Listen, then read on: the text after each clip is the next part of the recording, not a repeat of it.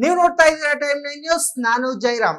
Top ನಟನನ್ನು ಅಳಿಸಿದ ಮಗು, ಈ ವಿಷಯ ಈಗ ಏಕೆ ಬಂತು ಅಂತ ಎಲ್ಲರ ಮನಸ್ಸಿನಲ್ಲಿ ಪ್ರಶ್ನೆ ಮೂಡೋದು ಕೂಡ ಸಹಜ. ಇದಕ್ಕೆ ಉತ್ತರ ಅಂದ್ರೆ ಈ ವಿಡಿಯೋ ನೋಡಿ. ಜೀ ಕನ್ನಡ ವಾಹಿನಿಯ ಟಾಪ್ ಧಾರಾವಾಹಿಯ ನಟ ನನ್ನ ಅಳಿಸಿದ್ದ ಈ ಪುಟ್ಟ ಮಗು.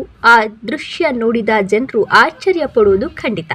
ಹೌದು ವೀಕ್ಷಕರೇ, ಪ್ರಶ್ನೆ ಯಾಕೆ ಬಂತು, ಯಾರು ಆ ನಟ, ಯಾವ ಧಾರಾವಾಹಿ, ನಿಮ್ಮ ಎಲ್ಲ ಪ್ರಶ್ನೆಗೆ ನಾವು ಉತ್ತರವನ್ನ ಕೊಡ್ತೀವಿ.